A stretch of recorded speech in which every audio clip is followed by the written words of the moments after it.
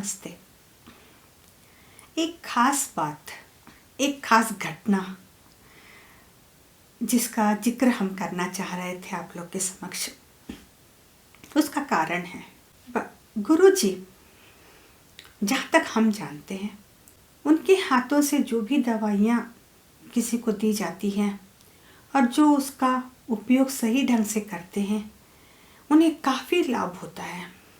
कितनी तरह की बीमारियाँ जिस पर से बड़े बड़े डॉक्टर भी आस छोड़ दिए, या उन्होंने ये कहा कि अब बस हम लोग के हाथ में नहीं है, वो भी डॉक्टर जी के हाथों से, गुरु जी के हाथों से ठीक हुआ है। हाँ, इतना ज़रूर है कि उन्हें भी उतनी ही श्रद्धा से और उतने ही सही तरीके से उनको भी दवाइयाँ लेनी होती हैं। अगर भी ये सब करते हैं तो ज़रूर वो ठीक हो सकते। कितनी ही जगह, जैसे कई लोगों की तबीयत ठीक नहीं है, कोई बीमार है, कई लोग जैसे उनको अस्पताल बुलाते हैं, बहुत ही कठिन तरह का केस रहता है, सीरियस केस रहता है, गंभीर केस रहता है। जैसे ये जाते हैं, कभी उनके सर पर हाथ फेरते हैं, उनके ऊपर हाथ फेरते हैं, तो कई बार ऐसा देखा गया है कि वो थोड़ी देर में या कुछ समय पश्चात डॉक्टर खुद आश्चर्यचकित हो जाते हैं कि ये कैसे हुआ, और वे लोग बहुत कुछ ठीक हो गए रहते हैं और धीरे धीरे पूरी तरह से ठीक होकर वो घर भी आ गए रहते हैं। क्या हो जाता है कि लोगों को देखते हुए हम लोग, जब अपने ऊपर आता है तो हम लोग ये सब भूल जाते हैं, या कहना चाहिए उसे एक तरफ हमारे दिमाग में रहता नहीं है ऐसा कुछ। ये जो घटना हम आपको बता रहे हैं, ये घटना नहीं है सही, और ये हम पर बीती है जो हम आपको बता रहे हैं। ये एक तरह का ये है कि कुछ अगस्त का महीना था, अगस्त का, और ये 2009 की बात है। उस समय स्वाइन फ्लू बहुत ज़्यादा था हर जगह। इस महामारी का, ये महामारी बहुत प्रबल थी उस समय। क्या हुआ कि अचानक कुछ एक हफ्ते तक अचानक बहुत ही तेज बुखार, फीवर बहुत ही तेज था, कम होने का नाम ही नहीं ले रहा था। ये हम अपनी बात बता रहे हैं, ये हमारे ऊपर हुई है। और एक बात क्या है कि जैसे होम्योपैथिक में जो डॉक्टर जी, गुरु जी जो देते हैं, ये ऑलरेडी सिम्टम्स को देखते हुए वैसे बनाया जाता है, और जो नई नई बीमारियां जो आती हैं उसकी दवाई, तुरंत कोई एक दवाई उठा के देना ये मुमकिन नहीं हो पाता है, क्योंकि ये दूसरे टाइप का है। एलोपैथिक में तुरंत उस दवाई का निर्माण करते हैं और वो दवाई बन जाती है, लोगों से देते हैं, लेकिन होम्योपैथिक में ऐसा नहीं होता है। यही एक मुश्किल है, क्योंकि ये अलग अलग सिम्टम्स के तौर पर लोगों को दिया जाता है। तो इस प्रकार, और एक ये बात है कि हम रिस्क लेना भी नहीं चाहते हैं। स्वाभाविक है कि हमारे बगल में एक महिला थी जो इस स्वाइन फ्लू के कारण उनकी मृत्यु हो गई। ये सब देखकर, तो इस प्रकार जब कंटिन्यूस लगातार बुखार बढ़ते ही जा रहा है, कम नहीं हो रहा है, तब गुरुजी ने सोचा कि क्या है ये। यहाँ के जो लोकल डॉक्टर थे उनको जाके दिखाया गया, तो वो भी कुछ दवाइयाँ दिए जिसे लिया गया, पर पता नहीं क्यों ये कम होने का नाम नहीं ले रहा था। तो गुरुजी को भी कुछ ऐसा महसूस हुआ, डाउट हुआ कि कहीं ये स्वाइन फ्लू तो नहीं है। और जब हम लोग डॉक्टर के पास गए और उनसे कहे कि क्यों ना एक बार इसका टेस्ट करवाया जाए, कुछ डाउट सा लग रहा है, तब उन्होंने कहा ठीक है, और वो टेस्ट लिख कर दिए। ये टेस्ट करवाया गया। ये करीब 21 तारीख की बात है।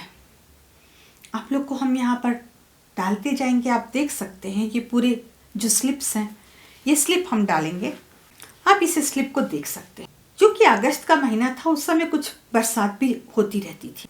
और जब ये हम टेस्ट करवाने के बाद उन्होंने कहा कि रिजल्ट के लिए कुछ 9 बज जाएगा रात। खैर हमें वो घर छोड़कर फिर गए रिजल्ट लेने के लिए। रिजल्ट लेकर वो पुनः डॉक्टर के पास गए और उन्हें वो दिखाया। वो कुछ प्रिस्क्रिप्शन लिख कर दिए, उन्होंने कुछ लिखा। उन्होंने कहा कि इनके ब्लड में प्लेटलेट्स बहुत कम हो गया है, अच्छा है कि आप इन्हें हॉस्पिटल एडमिट करो। गुरुजी का एक तरफा मन तो था नहीं, लेकिन जरूरी था, क्योंकि ये कुछ नई बीमारी का संकेत है। न जाने ये कैसा होगा और इसमें क्या हो सकता है, कुछ नहीं कहा जा सकता। वे घर आए। घर आने के पश्चात उन्होंने कहा कि हमें हॉस्पिटल जाना है एडमिशन के लिए, वहाँ हमें एडमिट होना है। घर में हमारी बच्ची थी जो काफ़ी छोटी थी उस समय, और हमारा एक पेट कुत्ता था। इन दोनों को छोड़कर कैसे जाएं?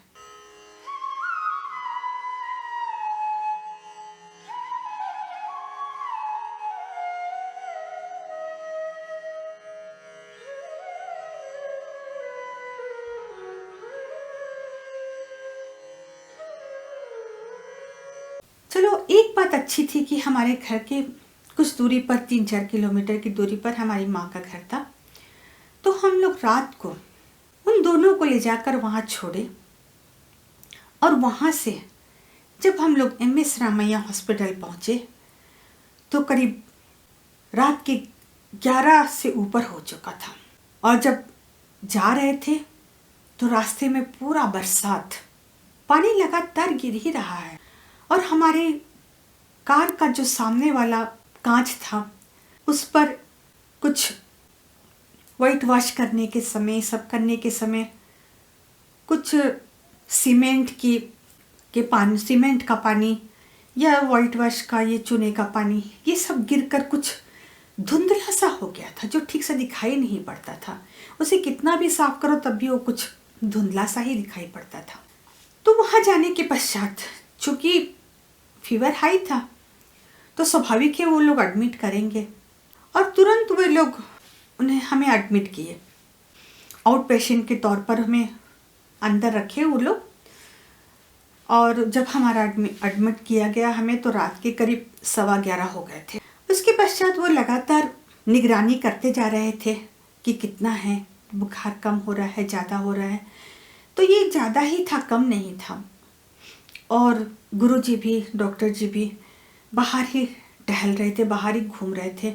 क्योंकि वो कभी कुछ लिख कर देते, कभी कुछ लिख कर देते कि आप ये लेकर आओ, वो लेकर आओ। तो स्वाभाविक है कि उन्हें वहाँ रहना पड़ रहा था।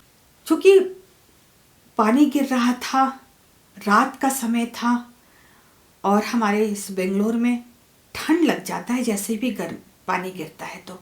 और वहाँ का बिल्कुल खुला खुला जगह, बहुत ठंड भी था। और इसी ठंड में डॉक्टर जी, गुरुजी वे बाहर ही टहल रहे थे।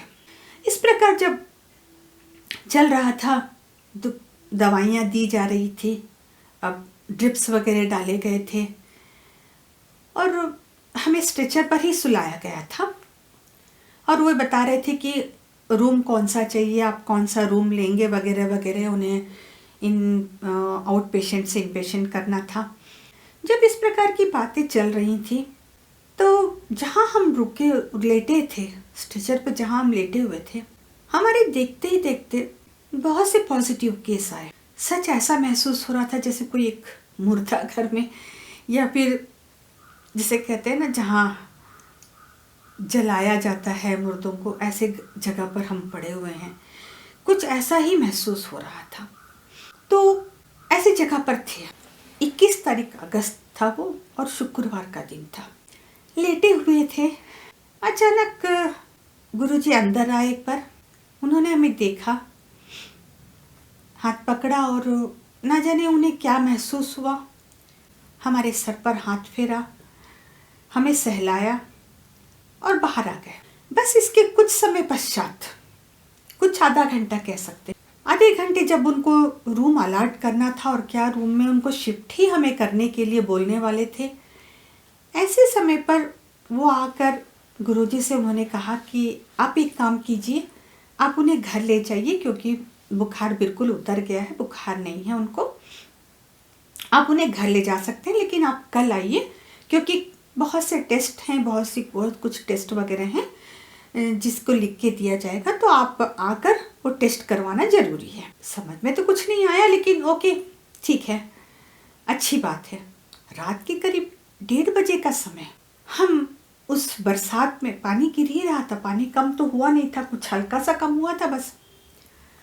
हम लोग घर पहुँचे, चूँकि हमारी बच्ची और वो तो पेट तो हमारा मम्मी के घर में था, तो हम लोग घर पहुँचे, कुछ 1:30-2 बज ही चुका था। और ये डॉक्टर लोग दुनिया भर का प्रिस्क्रिप्शन मेडिसिन लिख के उन्होंने दिया। जब जैसे ही हमारा बुखार उतर गया, डॉक्टर जी ने कहा, गुरुजी ने कहा कि नहीं, अब कोई भी मेडिसिन तुम नहीं लोगे। बस उन्होंने अपना मेडिसिन दिया, जो हम पहले ले रहे थे वही मेडिसिन हमने चालू किया और उस मेडिसिन को हमने कंटिन्यू किया। सोकर सुबह उठे, हालांकि बुखार उतर चुका था और ऐसा भी हमें कोई बहुत फीलिंग नहीं था कि हम बहुत थक से गए हैं, जबकि हम ही नाश्ता बनाए, हम ही खाना बनाए। और कुछ 10 साढ़े 10 बजे करीब फिर हम लोग हॉस्पिटल गए, क्योंकि उन्होंने कुछ टेस्ट लिख कर दिया था। उसके बाद उन्होंने बहुत से टेस्ट, जो टेस्ट है आप तो जानते हैं, आप तो सुने भी होंगे, जितने भी टेस्ट है वो सभी वो करवाने के लिए उन्होंने कहा। लगातार 3-4 दिन हम लोग ऐसे ही घूमे टेस्ट के लिए। जब हम लोग 22 तारीख सुबह वहाँ गए, तो वो कुछ अल्ट्रासोनिक अब्डोमिनल टेस्ट के बारे में उन्होंने लिखा था। उनका कहना था कि फाइब्राइड हो सकता है, और कुछ एक और उन्होंने एक नाम बताया, ओवरियन मास हो सकता है, ओवरियन मास हो सकता है करके। तो उन्होंने कहा कि ये फाइब्राइड्स, हमें कुछ डाउट है, आपको कौन ट्रीट कर रहा है, मतलब आपका कौन इलाज कर रहा है। हमने कहा कि हमारे हस्बैंड ही कर रहे हैं, डॉक्टर हैं वो भी, तो वो हमारे इसका इलाज कर रहे हैं। उन्होंने कहा कि उन्हें बुलाइए। जब उनको बुलाया गया तो उनके साथ कुछ डिस्कस किए, कुछ वार्तालाप दोनों में चला। अभी इन्होंने कहा कैसे, तब उन्होंने कहा कि बस हम लोग को डाउट है और कुछ नहीं, फाइब्राइड हो सकता है ऐसा डाउट है, लेकिन इसको पूरी तरह से गारंटी नहीं कहा जा सकता, देखा जाएगा, तो ये ज़रूरी है कि इसका टेस्ट करवाया जाए। खैर उसका एक टेस्ट किया गया, कल्चरल टेस्ट।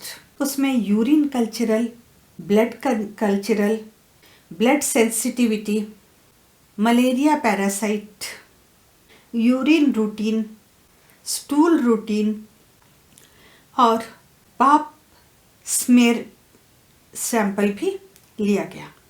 इस प्रकार 3-4 दिन कंटिन्यूस हम लोग जाते गए और ये टेस्ट लेते गए।